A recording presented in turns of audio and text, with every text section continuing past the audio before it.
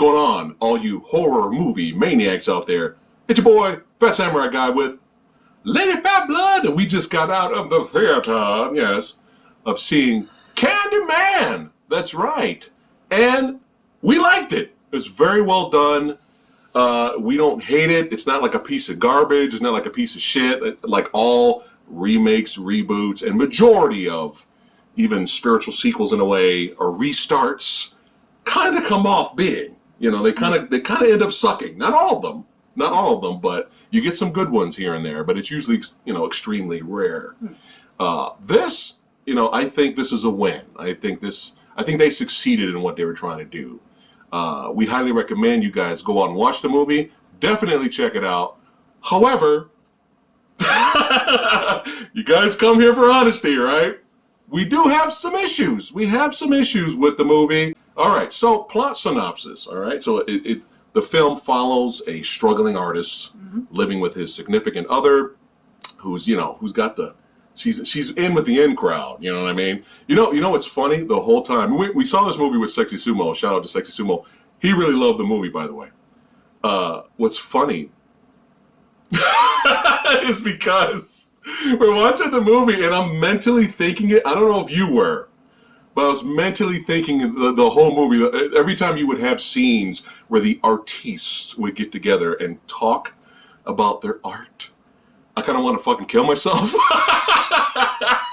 Like, in terms of, that's just not our crowd, man. Like, I cannot surround myself with people like that. That's just that's their thing. That's what they do. They sit there and drink the wine, and they talk about the photosynthetic equilibrium of the lightning that comes down through the corner of the painting. That with the equation, right? The equation. You know what I'm saying? How many yachts do you have? Do you have 5 yachts?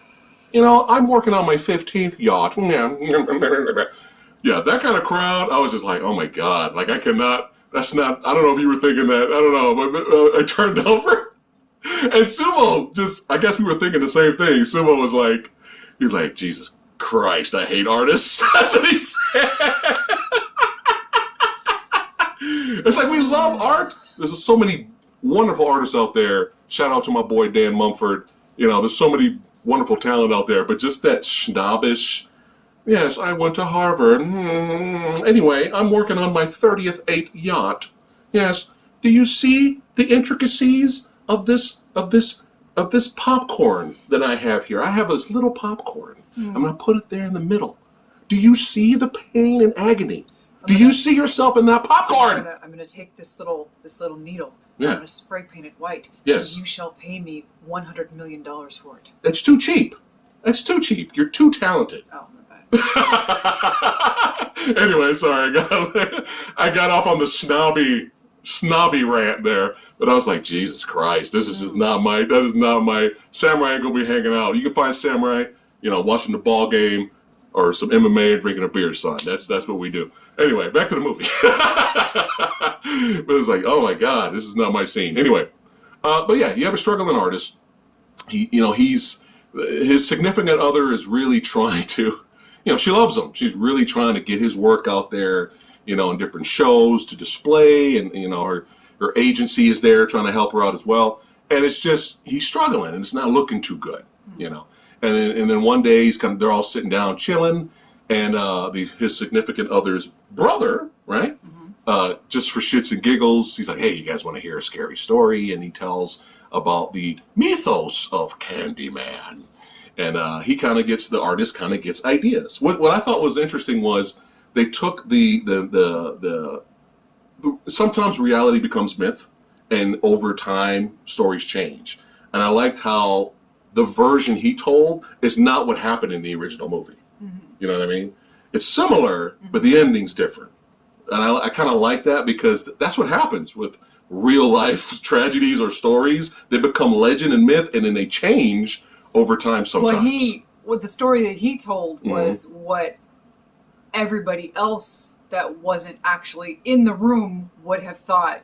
Right. Had they, if you'd seen the version that if you'd not been in Virginia Madsen's position, Right, from the original, you would have thought, oh, she went crazy, killed the dog. Right. She went crazy, killed her friend. Right. She went crazy, kidnapped the baby, and tried to kill it. Right. That's what you would have thought Right. had you not been there with her, Right. going through the experiences that she went through. And he even says, "Hey, if you don't believe me, go read the articles." Right, and You so know? and that's the legend of what you thought. Right. She would have. Yeah. Basically, her story got twisted into this horrific tale of what everybody else thought of her in Right. the end of everything else, of everything that ended up happening. Right. That really didn't happen, Mm-hmm. of course. But I like seeing that sometimes because it's interesting because that happens with mythos and legends and lore. Sometimes it changes, right? But our artiste, I love this lead actor in this movie. Mm-hmm. He did such a great job in this movie, and without spoiling anything. His personality is funny and we like him, but certain things happen to certain characters, and his reaction to them, we were completely surprised by that. We were like, oh my God, he's one of these characters, okay. Kind of has a bit of an ego. Yeah. Kind of has a bit of a chip on his shoulder. Right. Which you might not expect from the protagonist of a film. Right. The hero. Right. Right. Which is, I like it. I like that it's different. Yeah. Yeah. But he gets a little bit of an inspiration from the Candyman story out of desperation, and he starts looking up the articles himself. And then, he starts doing his research. And I think there might have, I may be wrong, and correct me guys in the comments below if I'm wrong, but I'm wrong here, but at one of the houses, he goes back to the old neighborhood and to investigate for research for his Cabrini Green, right? So he goes back there. And he looks on the wall, and I think I might be wrong, but there's a graffiti character, of a character on the wall there, and it looked like a white guy with a red beard and red hair, and I wonder if that was a little homage to the original character from the Clive Barker short. Oh yeah, I heard about that. Because in the original Clive Barker short, Candyman's white with red beard and red hair. Yeah. So I thought, I was like, is that what they're trying to do there? A little shout out there? Oh, yeah. Yeah, I might be wrong, but that's what I thought of. So, and of course they changed it for the classic film with Tony Todd. But yeah, everything was so well done. The directing was really well done. It was nice to have a film full, for the most part, of lead characters that you're not rooting to get murdered. Yeah, yeah. A la Hellfest, or movies like Hellfest. When you go into mainstream horror films, usually the bulk of your characters that you're following, you don't give a shit about. They're all irritating. You're waiting for them to die. You're waiting for the kill count. Yeah, you just don't care about them. Yeah. They're all grating on the nerves. Most of them are just like fodder. And this movie, most of the characters that you're following, they're all fine. Yeah. They're all very well scripted. They're all very well performed. The actors are all perfectly fine. They're all suitable. I'm going to take a bash at the lead. Oh, okay. Yahya Abdul-Mateen II. Oh my God! I was letting her handle. I'm horrible with names. I'm going to go out on a limb. I do apologize if that's not how you pronounce his name. Yeah. But he's great. Black Manta's son. He's great. And he's really good. The only complaint that I really had was that we just did not get him enough as Candyman. The movie takes its time in its build-up, which is always welcome in a horror film. The movie does not rush. The movie is about 2 hours long, and it's got a really nice build-up, which, again, the original Candyman did that as well, which is always welcome in a horror film. Yeah. You don't... If there are two types of horror films that I welcome. A trashy horror film that knows exactly what it is and gets right to it and doesn't waste my time. And it's fun. Which, bravo to you. If you know you're a piece of trash and you want to just have fun. Entertainment play only. With and just go with it. Yeah. Bravo to you. Yeah. You know what you are and you're not going to dick around and waste my time. Right. Fine. I applaud you. Or a movie like this where you're trying to craft the story. I will always appreciate a film that takes its time. Character development. Exactly. Yeah. And that's what this movie does. Now, does the end justify that build-up? That's for some people. Not to me. Not to me. To decide. For us, no, it didn't quite. It kind of fell flat. It was a little weak. Right. I could see a lot of people enjoying the hell out of it, though. Yes. I could see a lot of people going, "Holy shit! Oh, it's I could see that, right. You know, and that's great, right? But for me, right. You know, let's wrap up the positives first before we get into the negatives of the movie.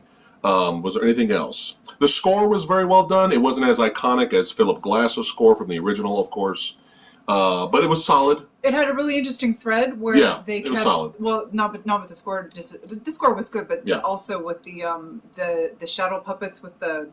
I like that. Yeah, it was an interesting thread that they kept throughout the film, where it was like the kid playing with the little stick puppets on the shadows. They had a really interesting hook where the kills were done in a mirror. Yes, and this was one of the highlights of the movie right here. That I thought was very innovative. Yeah. Even the beginning of the film, for a split second, I thought, "Oh shit, did our projection fuck up?" Because when it was reversed, the Universal and the MGM logo were reversed, and I'm like, "What do they do?" Oh, it's in the mirror. So I was like, "Oh, that's a nice touch." Okay. Yeah. So little moments like that where they were really thinking and really trying to put some effort into it, which again, it's always welcome in a horror film. Right. Where, a lot of horror films, they just don't give a shit. No, they phone it in. They're lazy, But in terms of the kills, I think you guys will be satisfied with it. There's not so much in terms of body horror or gore, but there's tons of blood. There's a lot of blood. But believe it or not, my favorite kill, which I will not spoil for you, actually, you don't really see any blood, and it's actually my favorite kill in the movie. I know, right? It's who am I, right? It's actually my favorite kill. But it happens in an apartment. That's all I'm going to say. But the way it was shot and done, I was like, yo. Yeah. I like that shit, man. Really good. Anything else before we get into the negatives? No, I don't think so. Okay. All right. So, negatives now. So, the message and theme of the film was expected, and we knew it was coming because it was kind of similar if you watch the original Candyman movie, which we enjoy a lot. It was in that as well. Evil creates evil, right? Evil creates evil that goes on revenge, and it's a constant loop. It's a constant circle. Evil creates evil. The problem I had with this movie was it was a little bit too preachy with that. Like it did not let up. As soon as the evil creates evil scene happens earlier in the movie, that was all we needed to get the point across, to get the message across, right? That's all we needed. But no, we got it again in the middle of the movie, especially from exposition laundromat guy. We got it again. Get it? Get it? Evil creates evil. Do you get it? Do you get it? Do you get it? Do you get it? You get it? Do you get the message? Message! A little bit too much of that. Like, we got it. A little bit too ham-fisted. To where when the finale happened, without spoiling anything, it wasn't really a surprise because of the message. Yeah. It was kind of like, well, we knew that was kind of going to happen. Yeah. Another nitpick I had was, especially the way the cops that are portrayed in this movie, how is our guy, our lead, not interrogated, not beat down, not slammed, not stalked, not accused, not framed for the crimes that happened in the movie? Especially when Virginia Madsen was in the original. Yeah. Virginia Madsen was framed. Oh, she had it rough. She was in psych ward. Yeah. For her friend, if I'm not mistaken, in the first movie. Yeah. Like, she was in psych ward for a month. Yeah. For her friend. Yeah. She went through a lot of shit mentally. Yeah. Her husband fucking cheated on her, left her, thought she was a fucking murderer. Like, she went through a lot of shit where you could tell the character was really mentally tortured by this experience, to where she almost kind of snaps towards the end, right? Yeah. But with our lead, you never felt the same amount of torture and anguish. Yeah. Right? I felt like the third act in the finale, I felt like the movie was like, we got to end the movie now, go. It's almost like they replaced his mental anguish with the physical. Something happens at the very beginning of the film that leads to a physical issue that happens throughout the rest of the movie. Right. And it's almost like that got replaced with the mental anguish that Virginia Madsen went through in the first movie. That could be. It's like, okay, that's an interesting theory. Yeah, it just didn't work for me. But it's just not the same. And especially like you were saying, with the way the cops are portrayed. Yeah. Nothing happened to this dude. Until something happens at the end. Right. And it's like, oh. Yeah. But but despite a few moments of him, being haunted and seeing things, that was all that really happened to the character. Yeah. Besides the itch. Yeah. And peeling of stuff. Like that was really it. I just really felt like the third act towards the finale was like, okay, we gotta end the movie now. Yeah. More exposition on his past. Some things get revealed, which we will not spoil, which we did like when he meets up with a certain character that you will recognize if you've seen the original. That was really good. And those of you that are wondering, this is a legit sequel. Yeah, there are certain things that are kind of retconned from the first film. You could say they're retconned. Okay. One thing in particular is retconned. Okay. From the original? Yes. Well, you could say it. Virginia Madsen is no longer the Candyman. Right. From the first movie. That doesn't happen. And then certain things are added. Okay. And you'll figure that out very quickly what that is.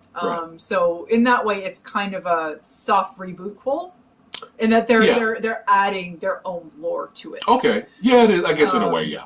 But yeah, I just felt like the character wasn't really tortured enough mentally. All this slow burn and build up and character development, and then I felt like the movie just kind of rushed, and then we're at the finale now, and it was just kind of like I felt like the character gave up a little bit too quickly and accepted his fate, which kind of, for me, just me, I guess, led to an anticlimactic finale for us, not for you guys. I'm sure you guys will go batshit insane. But yeah, go ahead. It's I know you guys are gonna do that, which is fine. You're right. For me, also, there was, from a storytelling perspective, purely, and unless there's like an extended cut out there was a subplot, and I don't think this is a spoiler because this literally goes nowhere. Oh, I know what you're talking about, yeah. I don't know if it's fiance, doesn't really establish. Significant other. Wife. Yeah. I'll just call her, for the sake of argument, a girlfriend. Anthony, the main character. Yeah. She has this subplot about her dad. It's established that when she's little, she witnesses him kill himself. Right. And he appears to be a tortured artist like Anthony. Mm-hmm. And maybe that had something to do with why she's with Anthony, trying to save Anthony, trying to deal with Anthony's bullshit. I have no idea. Yeah. It doesn't go anywhere.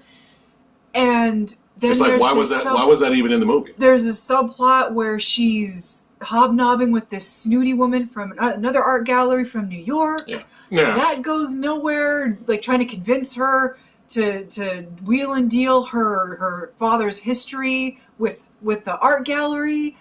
Literally goes nowhere. Yeah. And then it's dropped like a rock. Yeah. It's like, what was the point of that subplot? And then she's discussing with her brother that her mom wants to sell the storage unit where her dad's paintings are. Yeah. And then it's like, literally, why is any of this in the film? Right. I'm still trying to process why any of this is in the film. Now, whether it's for character development purposes, I have no idea. Right. I don't know. I really don't know. But it was there, and I'm still kind of trying to figure why it was there, and that's why I'm telling you what my problem with it. And it's not a spoiler because it goes nowhere in my mind. Right. Maybe somebody will have a light bulb moment and figure, from an artist's perspective, no, you see, it's to reflect the this and the that, and it's to establish the this and the that, and I'll go, fuck you, it's bullshit. I don't know. I have no idea. But it was there, and I don't think... I thought something similar was going to happen, like what happened in Candyman 3, where the lead actress in that was wasn't she like the great-granddaughter? Yeah. We don't talk about Candyman 3. Candyman 3 doesn't exist. But wait. I'm just mentioning the whole, she used her past to display her art. Right. So I thought something similar was going to happen because the way the uppiter snooty snoot person came to, our man's significant other, the way she approached her, she was like, hey, the Candyman thing's going great because of the murders. You know, and maybe you can display some of that as well as, you know, your past with your father. So, are you telling me this is a remake of Candyman 3? What do you mean? Are you telling me this is actually a remake? No, no. Well, I didn't go anywhere. It was just mentioned. But yeah, I thought maybe that was going to happen, and then she was kind of you see the look on her face like, fuck, I don't want to bring out my inner demons to sell myself, but I might have to get in the you know, area. What the fuck? The presence of Tony Todd was really missed. I'm just gonna say, really missed throughout this movie, man. You just can't replace Tony Todd. Right. Now this guy, on his own, as Candyman, could have done something well. Yeah. But you literally will never know. Yeah, it's over. You blink and you'll miss it. I guess in the sequel we'll get to see. You know? I don't. But I was looking forward to that eventually happening. And then when it happens, it's over and there's the credits. It doesn't. Believe it or not, we didn't hate this. Well, you come here for honesty. Even if you agree to disagree, it's fine. I'm sure everyone's giving this movie 5 stars everywhere, okay? Yeah. But we have to be honest, right? I mean, but overall, very well done. Very well directed, very well acted. I just really felt that third act to the finale was just like, we gotta end it. Unless there's an extended version, director's cut coming out, I don't know. But are you ready to go ahead and rate this sumbitch? Sure. All right. The original, I still love. I'm nostalgic for it. This is not as good as that. I just want to get that out. In my opinion, I'm sure everyone in today's audience will be bored by the original, and they'll hate it, and they'll think it sucks, and they'll think this one's better. But that's fine. To each his own. All right. 3 is average. Remember, 3 is average on our channel. What are you giving Candyman?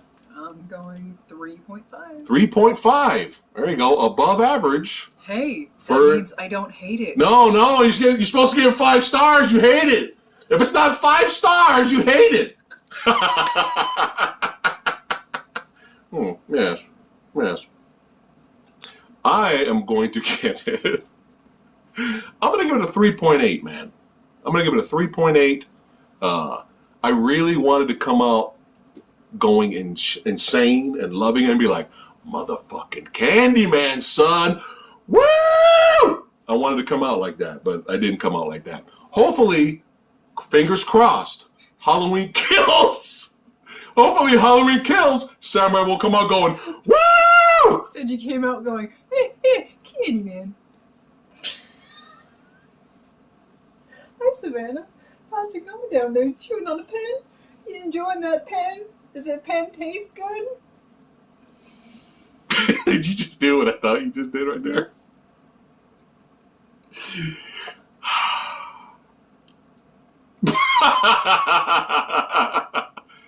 Watch What We Do in the Shadows. You'll get that joke.